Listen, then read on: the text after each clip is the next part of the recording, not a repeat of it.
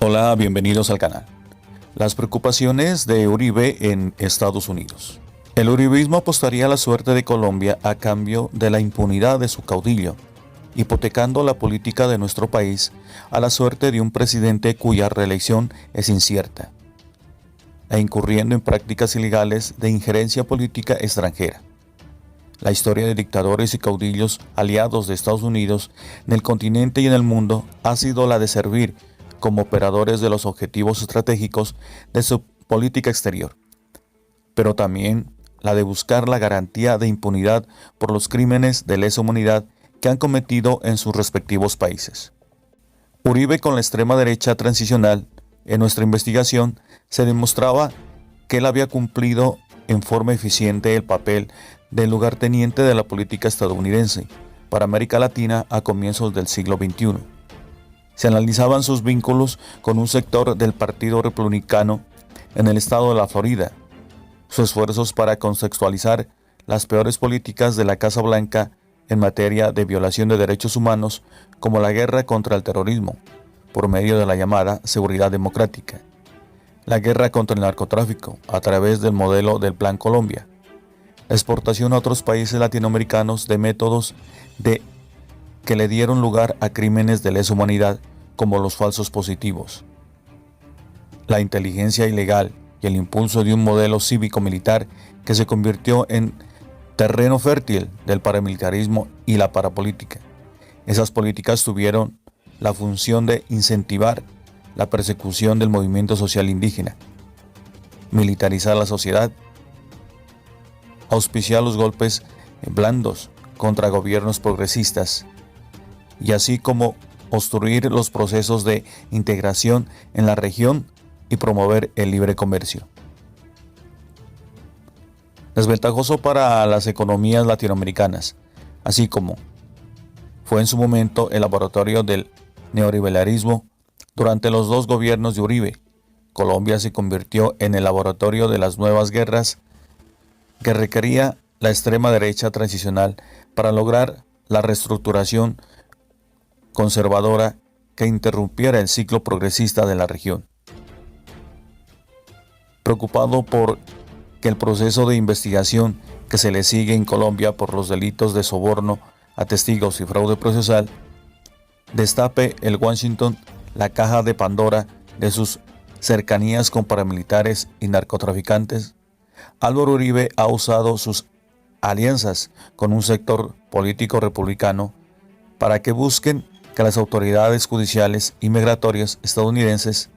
emprendan acciones sobre bases falsas para investigarme, y también ha contratado una campaña publicitaria, el DCI Group, para que adelante una campaña de descrédito en mi contra y en contra de los magistrados de la Sala Especial de Instrucción de la Corte Suprema de Justicia. Esos temores no son infundados desde el 2002, además de los frecuentes cuestionamientos por las masivas violaciones de derechos humanos cometidas bajo su mandato presidencial. Periódicamente han aparecido en Estados Unidos documentos desclasificados de archivos de las agencias de inteligencia e instituciones gubernamentales en los que se da cuenta de tratos de Álvaro Uribe con los capos del cartel de Medellín, con gente de los grupos de paramilitares del país y con los parapolíticos. 23 de esos documentos desclasificados pueden leerse en el sitio web de la Organización National Security Archive. Allí figuran documentos de agencias de inteligencia estadounidenses que reseñan que en la década de 1990 Álvaro Uribe Vélez estaba incluido en una lista oficial de los principales narcotraficantes y sus aliados, dedicados a colaborar con el cartel de Medellín. En el numeral 82 de la lista aparece el entonces senador por Antioquia. 82. Álvaro Uribe Vélez se dedica a colaborar con el cartel de Medellín en altos niveles del gobierno. El documento afirma además que Uribe era un amigo personal de Pablo Escobar Gaviria. En cables provenientes de la Embajada de Estados Unidos en Bogotá se relataban en detalle ese tipo de nexos también con paramilitares. Un extenso análisis y reportaje sobre esos documentos gubernamentales apareció en mayo del 2018 en el periódico The New York Times. Los cables que recientemente se pusieron a disposición del New York Times descubren reuniones en 1992 a 1995 entre funcionarios estadounidenses y Uribe, cuando era un político prometedor, así como información recabada por funcionarios colombianos que lo conocían bien,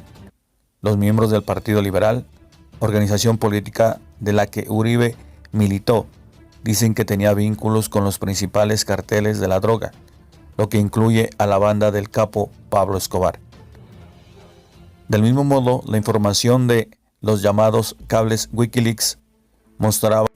evaluación que hacían las autoridades y embajada de Estados Unidos sobre los nexos del político del entorno de Uribe con paramilitares. Uno de esos cables mencionaba que el entonces senador Mario Uribe, primo de Álvaro Uribe, había ido a la embajada a implorar no perder la visa americana ante el creciente malestar suscitado por las investigaciones de la llamada parapolítica que lo involucraban en él directamente, así como a muchos de sus compañeros del partido Primero Colombia. Como se sabe, el primero del entonces presidente de la República terminó juzgado y condenado por su pertenencia como integrante del ala del paramilitarismo.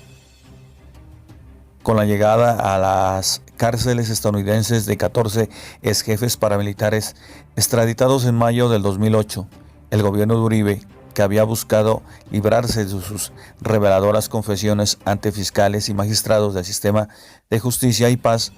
tuvo que dar nuevas explicaciones. Por ejemplo, en abril de 2009, ante un tribunal de Nueva York,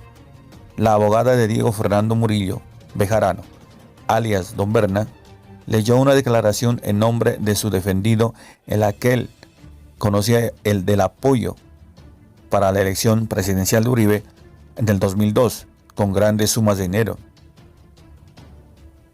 La paz era importante. La suerte de los extraditados jefes paramilitares ha sido un asunto de permanente controversia y que ha suscitado toda clase de tensiones.